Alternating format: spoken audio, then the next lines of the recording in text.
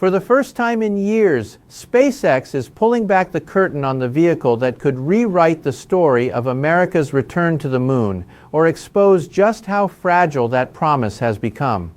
The Starship lunar lander, gleaming in new renders and stripped-down engineering shots, is supposed to be the machine that places American astronauts back on the moon this decade.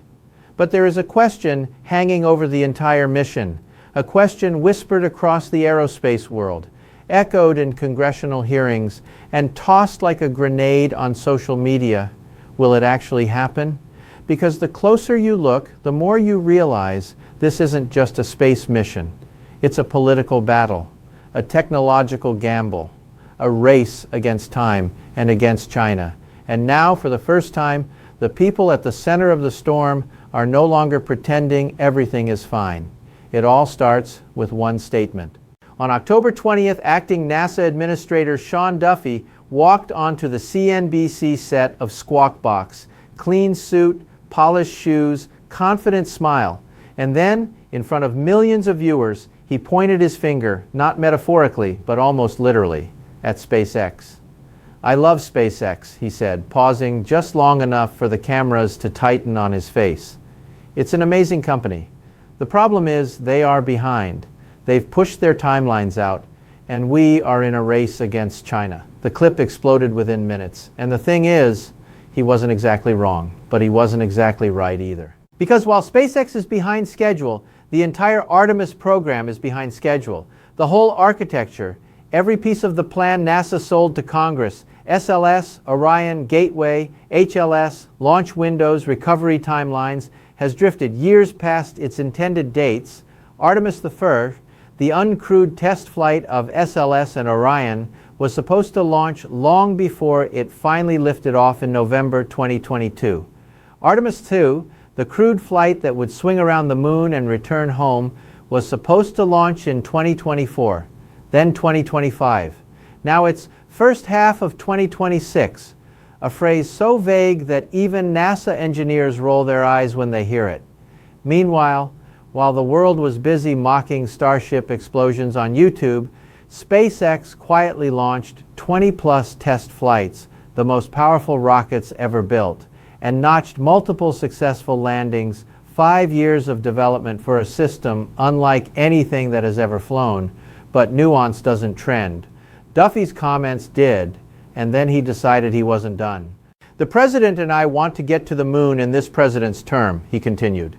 "So I'm going to open up the contract. I'm going to let other space companies compete with SpaceX, like Blue Origin." It took about 9 seconds for Twitter, or rather X, to erupt like a ruptured methane tank.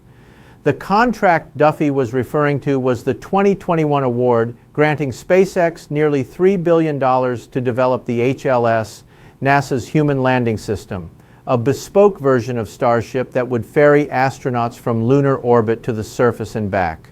Blue Origin had competed for the contract as well, and had famously, very publicly, lost Jeff Bezos, even wrote a polite but not really polite letter to NASA offering a $2 billion discount if they'd reconsider. NASA didn't. SpaceX won. And for 3 years, that was the end of the conversation, until Sean Duffy decided to reopen it without warning. And then Elon Musk logged on. Within hours, the acting NASA administrator was trending globally as Musk blasted him with a barrage of insults. Dangerously stupid, an unqualified dummy, trying to kill NASA. It wasn't professional, diplomatic, or restrained, but it was pure Musk, unfiltered, emotionally charged, and impossible to ignore. And suddenly, the American return to the moon became a full-blown political wildfire. The more people looked into Duffy, the more bizarre the entire situation seemed.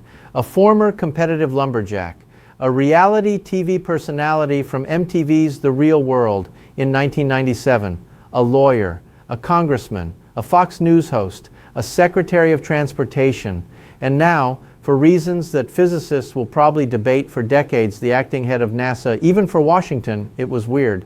But politics is friction, and friction creates heat, and heat creates urgency.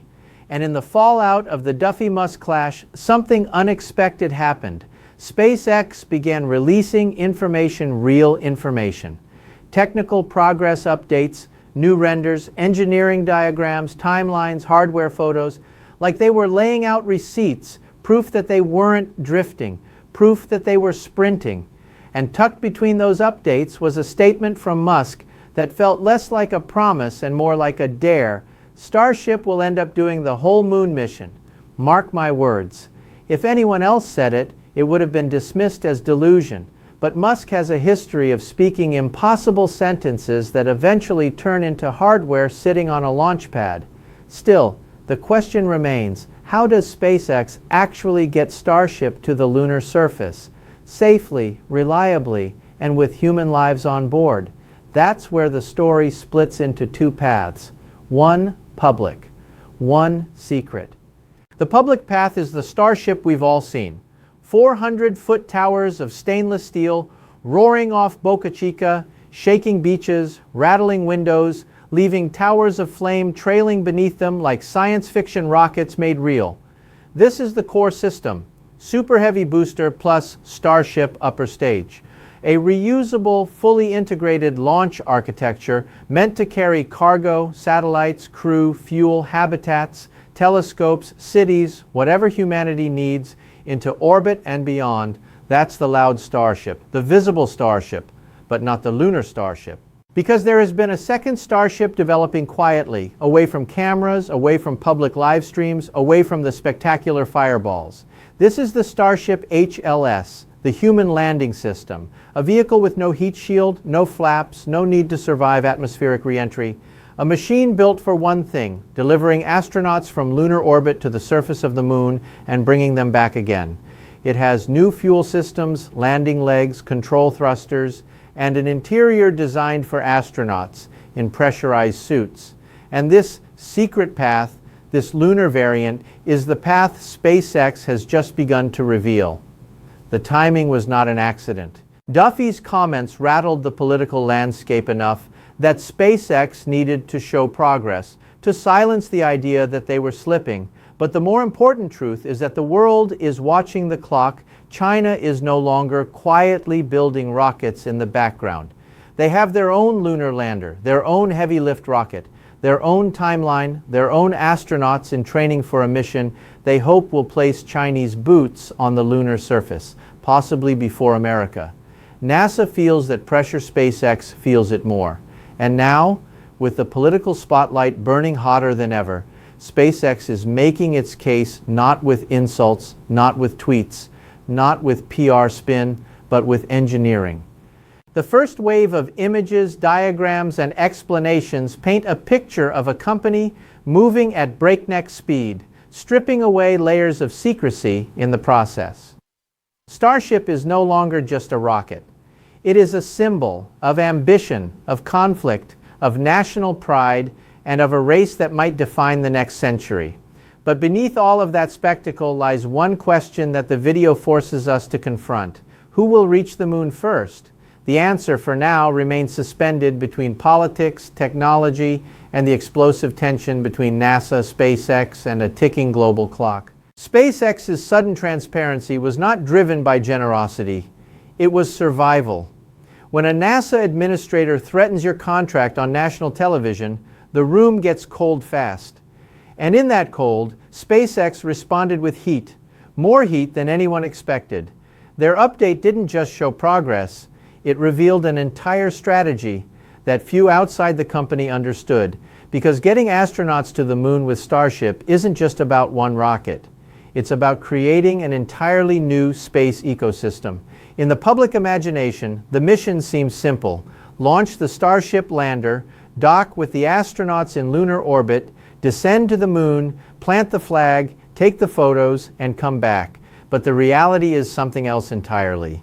What SpaceX unveiled is a blueprint for a lunar architecture that is almost absurdly ambitious. So ambitious that it borders on frightening. The first major reveal was this.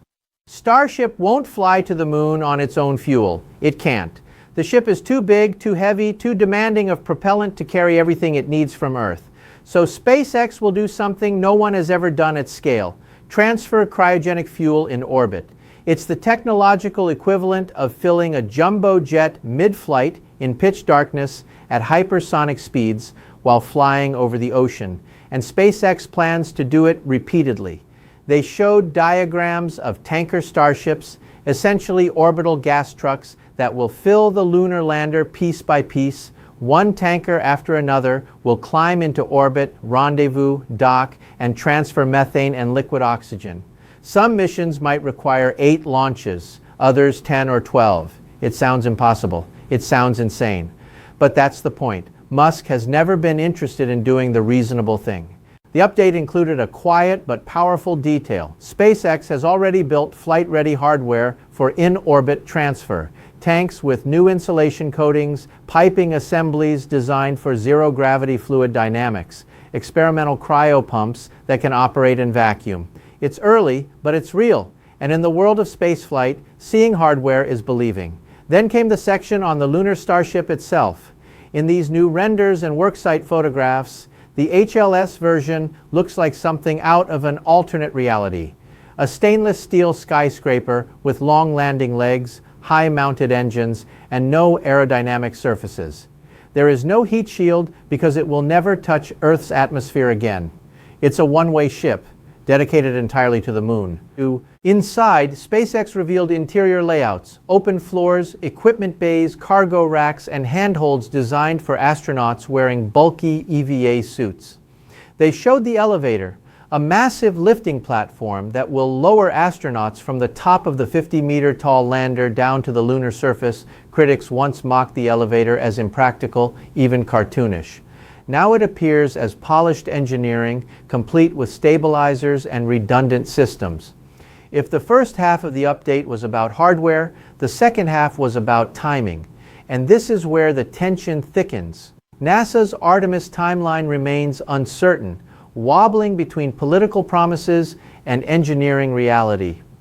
But SpaceX's timeline, according to their update, they are accelerating.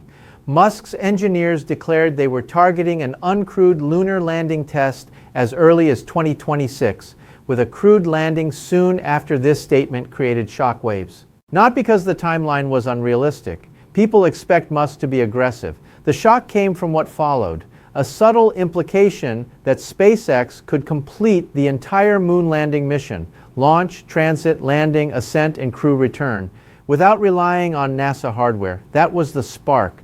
The thing that made analysts sit up, the thing that made Duffy's earlier criticism suddenly feel reckless, because if SpaceX can pull off a fully integrated lunar mission with Starship alone, it would bypass the delays of SLS, Orion, Gateway, and the political machinery slowing them down.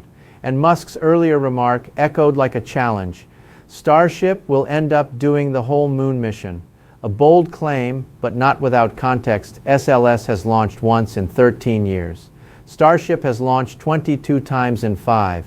SLS costs $4.1 billion per flight. Starship aims to be reusable. At a fraction of that, NASA knows this. Congress knows this. China knows this. And SpaceX certainly knows this. Which is why the political tension in Washington escalated after the update. For every aerospace engineer applauding the progress, there was a senator questioning whether NASA should depend so heavily on one private company. For every analyst impressed by SpaceX's engineering, there was a defense strategist pointing to China's increasingly rapid progress. And for every supporter cheering Musk's confidence, there was someone else warning that Musk's influence over American spaceflight was becoming too large, too central, too critical. But the update didn't end with politics. It ended with something stranger, something that hinted at the deeper philosophy driving SpaceX. At one point, the narrator highlighted a detail that most people missed. SpaceX isn't trying to build a lander. They're trying to build a pipeline of rockets, tankers, landers, engines, and refueling systems that can operate continuously. Because to Musk, going to the moon once is meaningless. Artemis 3 is meaningless. Planting a flag is meaningless. Sustainability is the only metric that matters. And when you look at the diagrams long enough, when you connect the dots between the tankers, the refuelers, the boosters, the orbital depots, the landers, and the software systems, you begin to understand the truth. SpaceX isn't designing a mission. They're designing a lunar economy. This, of course, raised the stakes even higher, because NASA isn't racing SpaceX. NASA is racing China, but SpaceX is racing history. And if their pipeline, a network of reusable vehicles constantly shuttling to and from the moon, becomes operational, it will not just win the space race, it will end it permanently. The video narrator made this clear. Starship is no longer just a lander. It is the infrastructure that future missions will stand on. And that infrastructure, whether NASA approves or not, is forming now. Through rapid iterations, through public test flights, through hardware silently assembled in remote Texas buildings, through political backlash, through stubborn engineering, and through sheer force of will. When the update finished, it left the world with a sense of whiplash. The story had begun with criticism, doubt, and threats. But it ended with a company revealing a vision so vast, so aggressively advanced, that it made the controversy feel trivial in comparison. But all of that, the drama, the hardware, the politics, is still only the setup. Because the true conflict isn't about timelines or contracts, it's about who gets to shape the future of humanity beyond Earth. The fallout from SpaceX's update didn't fade, it escalated. Within days, the narrative spread across media outlets, congressional offices, aerospace forums, even late-night talk shows. The storyline shifted from SpaceX's behind schedule to something far more unsettling for NASA leadership. Is SpaceX moving too fast for the government to keep up? And that question might be the most dangerous one of all. Because once a private company starts outpacing a national space agency, the entire balance of power shifts. Funding models shift, political leverage shifts, control shifts, and Washington can sense when control is slipping through its fingers. That's why President Trump's next move wasn't surprising, only the timing was. In the middle of this chaos, he quietly replaced Sean Duffy as acting administrator and reinstated Jared Isaacman, the billionaire pilot who had previously flown SpaceX's Inspiration 4 mission. Isaacman had been removed earlier in the year during an unrelated political feud between Trump and Musk. But now, suddenly, he was back. And he wasn't just back. He was the one person both NASA insiders and Musk trusted enough to stand between the two. It was a symbolic shift, a signal that Washington wanted stability and results. Isaacman's appointment soothed tensions instantly. Engineers respected him, astronauts respected him, SpaceX respected him, and most importantly, he respected the reality of hardware and physics more than the theater of politics. But even with NASA leadership stabilized, the core conflict remained. China was accelerating. New intelligence leaks described a fully stacked Long March 10 rocket on a fast-track development cycle. Their lunar lander, designed for 2 astronauts, was reportedly undergoing final stage testing, and internal memos from the China National Space Administration hinted at a possible crewed lunar attempt before 2030, maybe even earlier. The fear inside the Pentagon was that earlier meant 2029 or 2028, or worse, 2027, and that fear created the moment that changed everything. During a closed-door session of the National Space Council, a classified briefing was presented, a projection suggesting that America might lose the moon for the second time, not because of lack of talent, but because of bureaucratic delay. The Council was shown side-by-side charts, SLS launch rate versus Starship launch rate, Artemis delays versus SpaceX acceleration. And at the bottom of the chart, a stark assessment in plain English. Without commercial velocity, the United States will not win the lunar return. The message was clear.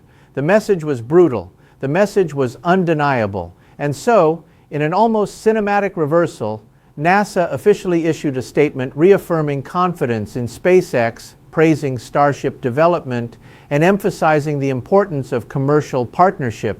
It was the closest thing to an apology the agency could give without actually apologizing. But for SpaceX, that wasn't the real victory. The real victory came hours later, when SpaceX released one final update, one that hadn't been shown publicly before, a full mission animation, not a concept, not a proposal, a near-finalized operational sequence of the uncrewed lunar landing test. It showed tankers launching in rapid succession, docking maneuvers, cryogenic transfer lines extending between ships, Starship HLS departing Earth orbit, igniting its engines in a slow, majestic burn, the lander descending toward the moon, kicking up a halo of dust, and then touchdown. Smooth, precise, controlled. The viewer could almost feel the tremor in the ground. The final shot showed the elevator lowering. No astronauts yet, just the empty, silent promise of future boots.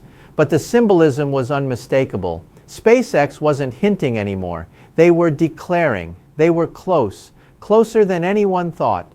And then came the narrator's final statement, the line that would echo across aerospace circles for months afterward. This is not a race between NASA and SpaceX. This is a race between the future we build and the future we're too afraid to attempt. It wasn't said dramatically. It wasn't shouted. It was delivered with a calm certainty that made it impossible to ignore. Because at its core, this story was never about one administrator's criticism, one billionaire's anger, or one company's ambition. It was about a turning point, a moment when the old way of doing spaceflight collided with a new one.